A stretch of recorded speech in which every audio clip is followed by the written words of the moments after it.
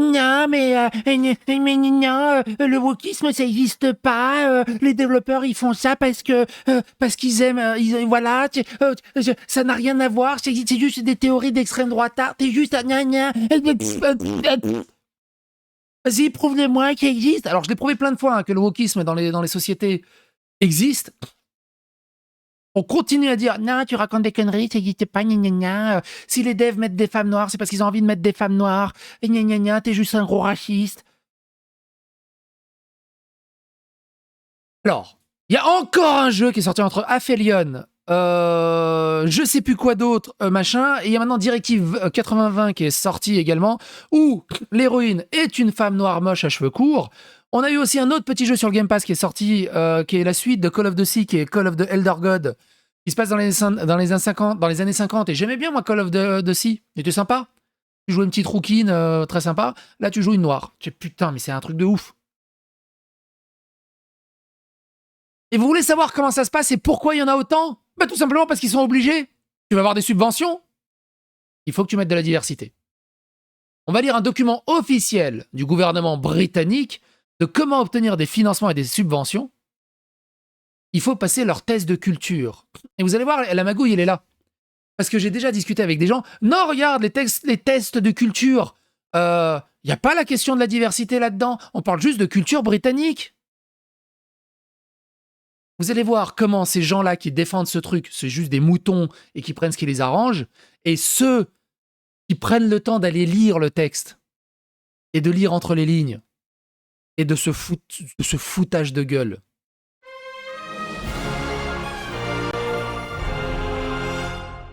Attention, please. Je vous rappelle, vite fait, pour Saros aussi. Voilà l'équipe d'élite que la Terre envoie pour sauver l'humanité sur Saros, un Indien cornu. Et là, tu dis, pourquoi un Indien? Eh oui. Pourquoi? Bah parce que ça permet d'avoir des subventions. Une carène de 55 ans ménopausée, une lesbienne noire en surpoids, un vieillard bisexuel, le wokisme transforme tous les jeux en une blague. On va aller très très vite. Reloaded, je vous rappelle, un joueur actuellement. Pareil. Pourquoi? Parce que ça rentre pour avoir des subventions. On va aller très très vite parce que le document il est assez mastoc à lire.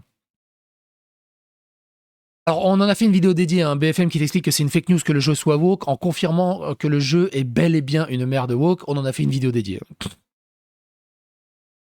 Aphelion, 60 joueurs. Dustborn, Reloaded, 1 joueur. Ah oui, je l'ai oublié celui-là, 1348, 2 joueurs. Dustborn, 0 joueur. Et on a Directive 8020. On est comme ça avec Daltonix, parce qu'on attendait Directive 8020 et on y jouera. C'est obligé qu'on y jouera. C'est pour ceux qui ne suivent pas, c'est la suite des aventures des Dark Pictures. On adore. On a adoré tous les précédents Dark Pictures.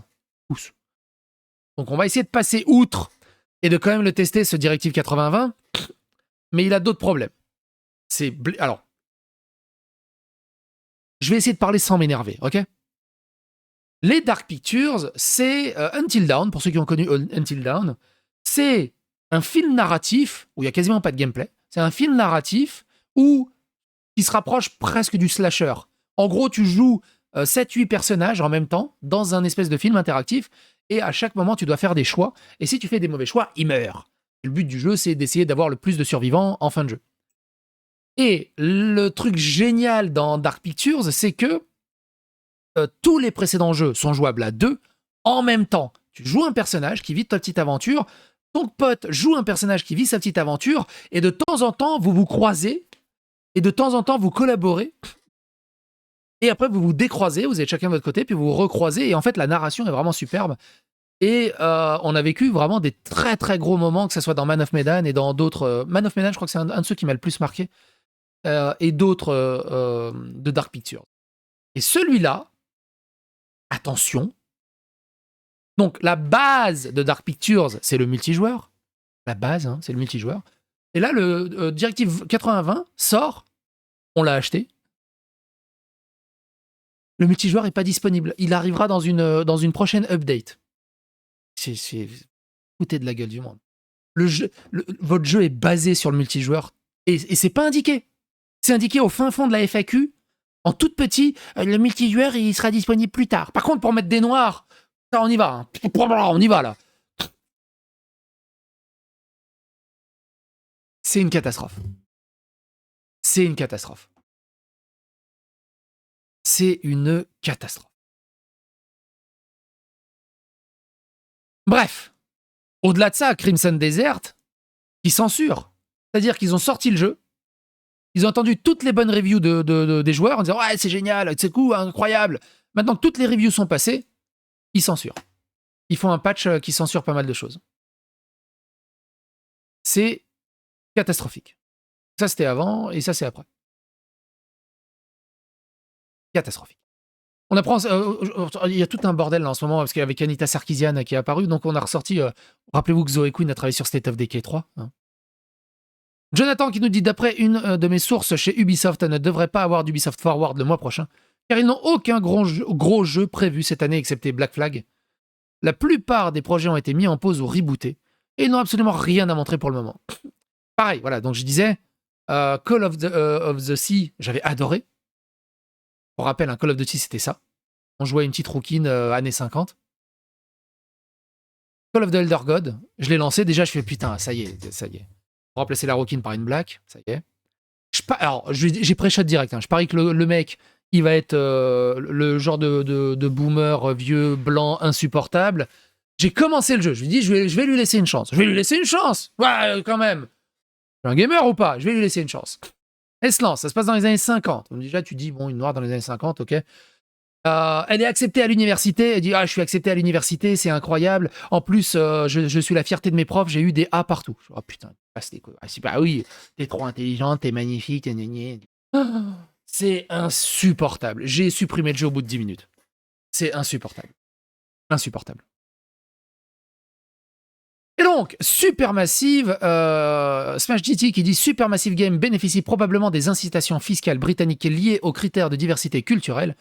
Et c'est précisément pourquoi tant de jeux vidéo modernes semblent artificiellement conçus autour d'une représentation imposée plutôt que d'un récit authentique. Donc, Directive 80-20, Outmaking Game Gold Sponsor 2025, Supermassive Game. Et donc c'est ça, c'est ce qu'on appelle le BFI. Le BFI, on en avait parlé il y a très longtemps. Il y a très très longtemps. On va refaire un petit truc là-dessus. Qu'est-ce que c'est le BFI? Le BFI, c'est ceci, on va traduire en français. Donc on est sur le site officiel du gouvernement américain, justement, pour avoir des financements. Comment obtenir des financements dans l'industrie du jeu vidéo? Il faut passer le test culturel des jeux vidéo. Qualifier votre jeu vidéo comme britannique selon le test culturel des jeux vidéo de films signifie que vous pouvez accéder au crédit de dépenses pour les jeux vidéo du Royaume-Uni. Alors comment ça passe? Ça passe comme ça. Il faut pas que tu fasses une bonne histoire pour avoir ton financement. Ils se disent, oh putain, mais c'est incroyable. Non. Il faut que tu passes le test culturel des jeux vidéo dans ton projet. Comment ça se représente? Le test est basé sur un système de points et le projet devra obtenir 16 points sur 31 pour pouvoir être éligible. Il comprend 4 sections. Du contenu culturel sur 16 points, des contributions culturelles sur 4 points, des pôles culturels sur 3 points, des praticiens culturels sur 8 points. Et la magouille, elle est là.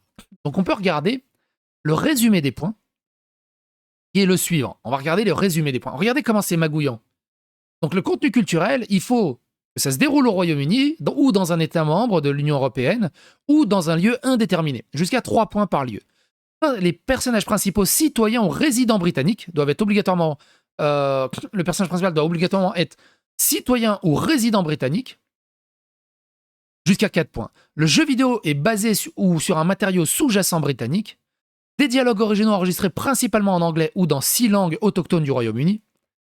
Contribution culturelle. Le jeu vidéo reflète la créativité, le patrimoine ou la diversité britannique. Cette section B là qui est passée très très vite, mais vous allez voir, elle est rigolote. Au moins 50% du développement conceptuel des storyboards, de la programmation, de la conception sont réalisés au Royaume-Uni. Au moins 50% de l'enregistrement musical est au Royaume-Uni. Un des 3 chefs principaux est citoyen résident, un des 3 scénaristes principaux est au résident, blablabla, voilà. Bref, il y a du quota, voilà. Total 31 points. Il y en a, ils se disent, bah voilà, c'est cool. Ils favorisent la Grande-Bretagne et les Britanniques. Il n'y a pas de wokisme là-dedans, dans les résumés. Alors, quand tu lis le document, parce que juste en dessous, il y a le document, tu sais, il y a... Ça, c'est le résumé, mais là, tu peux télécharger le PDF. Hein, le PDF, qui fait 24 pages. On va pas relire tout le PDF, allez le lire par vous-même. Mais grosso merdo, j'ai demandé à Grog de traduire les pages 10 à 15. Regardez comment ça marche. C'est intéressant, mine de rien, de comprendre pourquoi tous les jeux ont des personnages noirs actuellement, pourquoi il y a autant de wokisme dans les jeux, et disent non, ça n'a rien à voir avec les financements ni les subventions, ça n'a rien à voir ni avec le wokisme ni rien. Les gens, ils proposent leur idée, c'est leur idée. S'ils ont envie d'avoir un héros noir, et ben, c'est leur idée. Non, c'est pas leur idée. Ça n'a jamais été leur idée.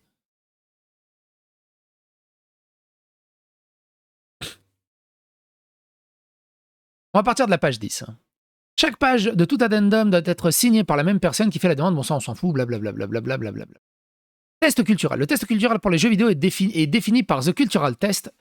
Dans la conception du régime d'allègement fiscal pour les jeux vidéo, le gouvernement a estimé que le sens ordinaire de jeux vidéo était suffisant.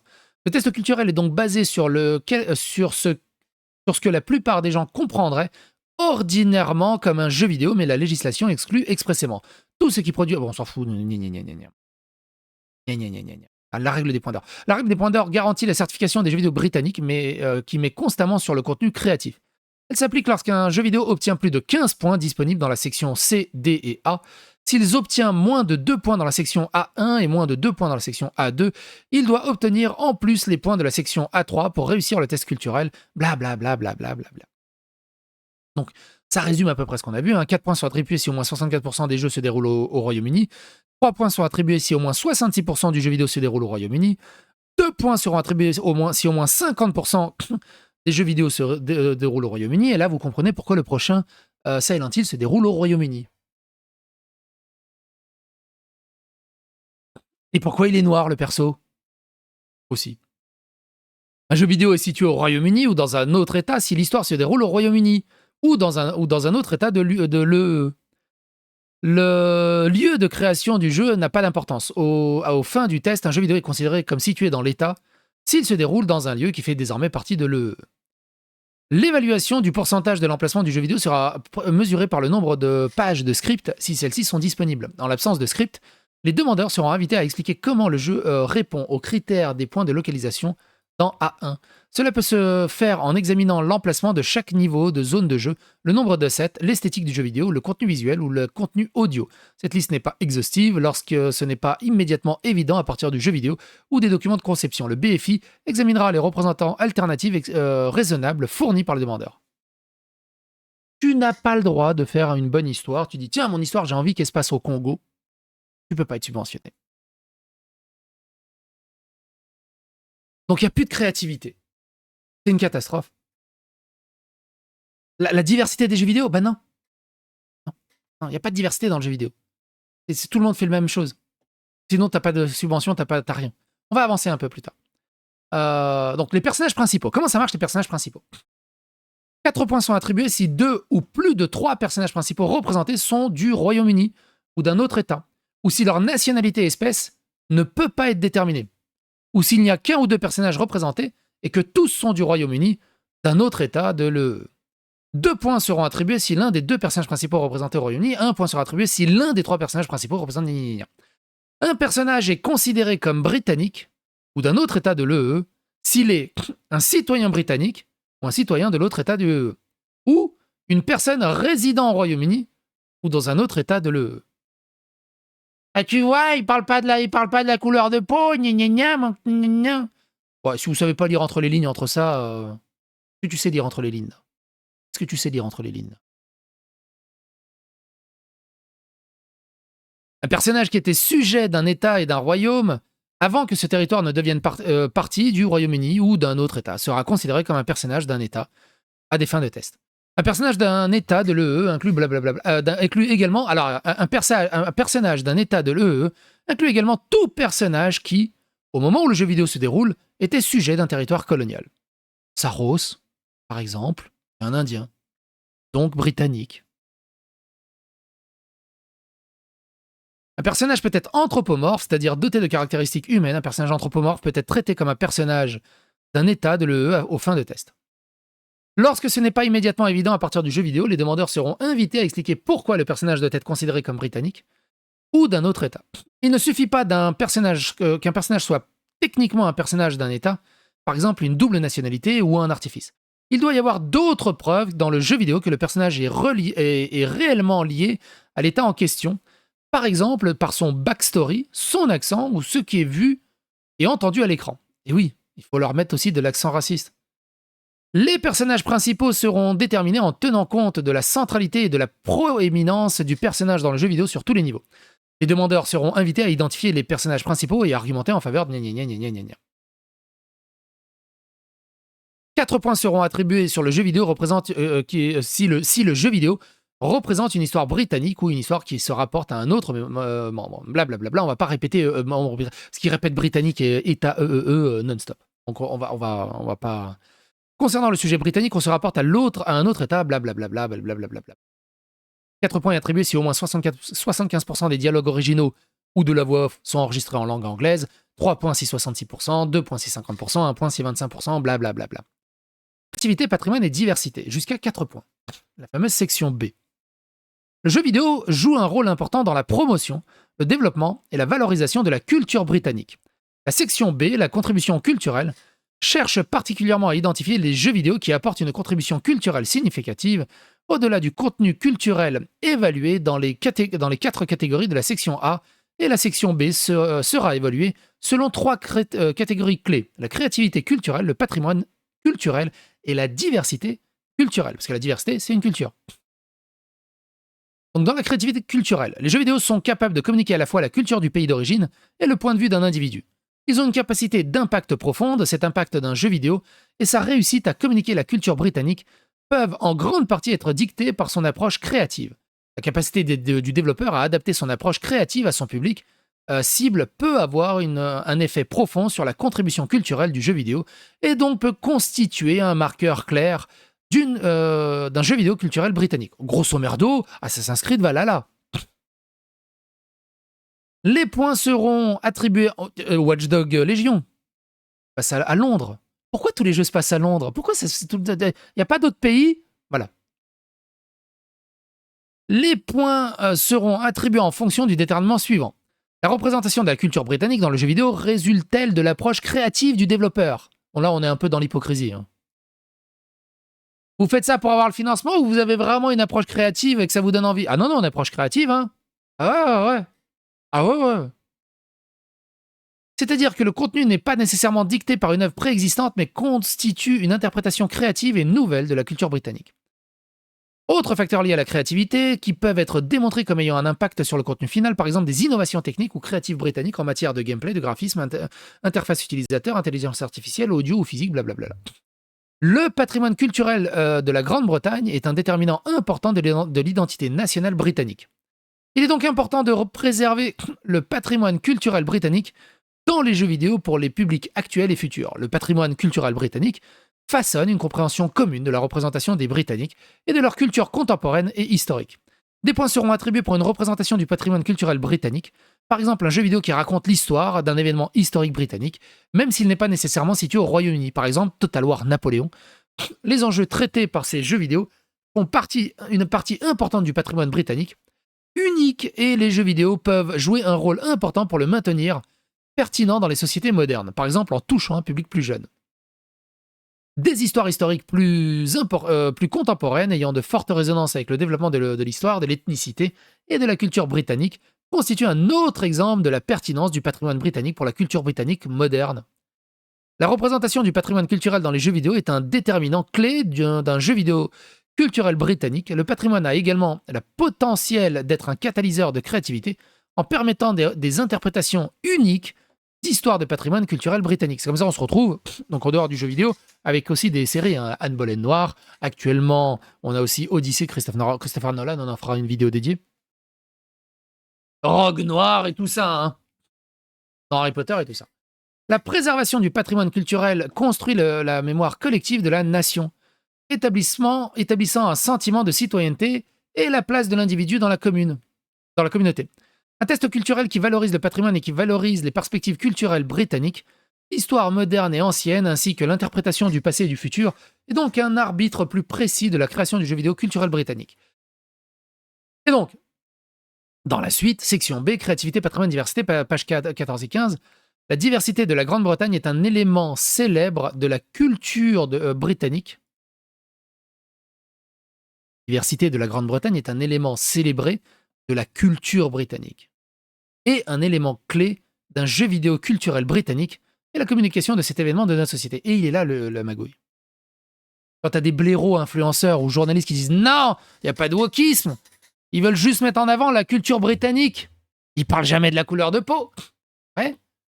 Mais ils t'expliquent un peu plus bas que la culture britannique, c'est la diversité également qu'on trouve dans les citoyens britanniques et c'est un élément célébré.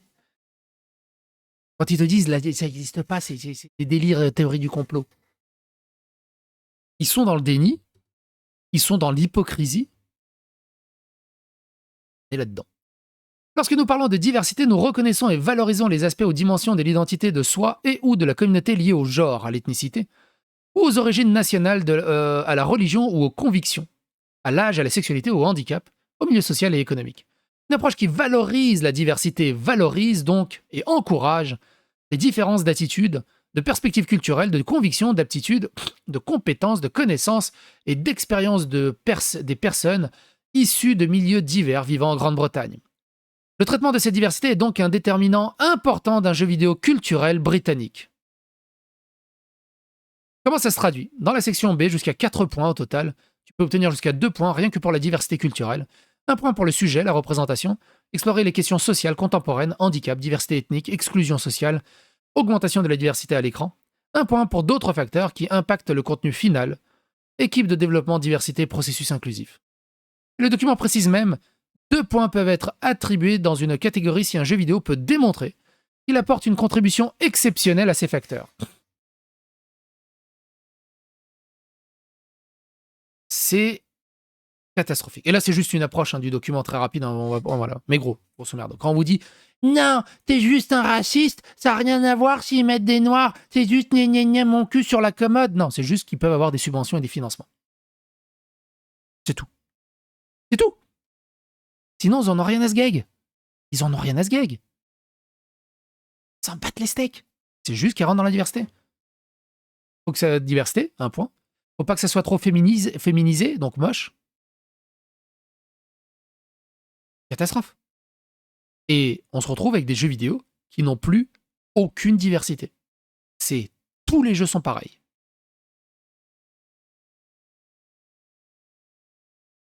C'est une catastrophe pour la richesse des jeux vidéo.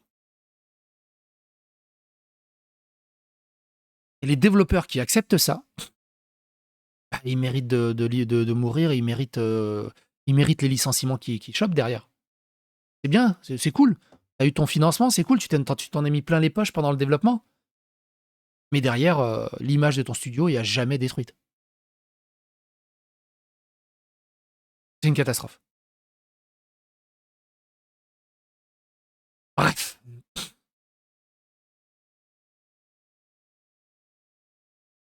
Quand t'as encore des influenceurs qui te balancent, ouais, non, ils sont toujours dans le délire des wokistes et tout, alors que ça n'existe pas et tout. C'est hallucinant. Les mecs analysent le jeu vidéo depuis des décennies, certains, et ils continuent à avoir ce genre de discours. C'est honteux. Je me suis désabonné de tellement de mecs à cause de... J'en peux plus de leur hypocrisie à 2 balles. Que ça soit Jean-Baptiste Chaud, Esquive la boule de feu. J'en peux plus de leur hypocrisie. D'ailleurs, je sais pas si vous avez vu dans la dernière d'Esquive la boule de feu, sur Donkey Kong, il a réussi à t'expliquer à un moment que quand même, Rare, qui a fait Donkey Kong Country à l'époque, n'a pas vu un peu le relent raciste d'avoir mis un singe en héros principal. Et d'avoir sexualisé Candy Kong, que c'était pas bien parce que c'est une femme sexualisée et tout. Oh, au secours. Et que Diddy Kong, c'est bien, au moins ils l'ont pas sexualisé. Au secours, quoi. Et truc rigolo, on va terminer là-dessus. C'est une catastrophe, sa vidéo sur Donkey Kong. Enfin, le reste est bon, mais tout le truc autour du délire wokisme. Donc, Donkey Kong 1, 2, problématique. Donkey Kong 3, beaucoup mieux, parce que l'héroïne, c'est Diddy Kong, donc une petite fille, et son sidekick, c'est un bébé. Donc, ils se sont mis au-delà de toute cette problématique toxique de Donkey Kong, gars fort, sexualisation de Candy Kong et tout ça. Et donc, il t'explique à la fin que Donkey Kong 3, c'est le plus mal aimé des 3, mais qu'en fait, et que lui-même était toxique à la même lui-même n'aimait pas plus jeune Donkey Kong 3, mais qu'aujourd'hui, avec le recul et avec la déconstruction qu'il a subie, Aujourd'hui, avec la déconstruction qu'il a subie, il comprend pourquoi Donkey Kong 3 c'était le meilleur. Et qu'aujourd'hui c'est le meilleur. C'est une catastrophe. Donc quand il était normal, il aimait bien Donkey Kong 1, 2, il n'a pas aimé Donkey Kong 3 parce qu'il est mauvais par rapport aux deux premiers. Mais maintenant qu'il est ultra woke, déconstruit, féministe et tout ça, bah Donkey Kong 3 c'est son préféré. C'est pas son préféré en termes de gameplay, c'est son préféré en termes de messages qu'il véhicule. C'est une catastrophe.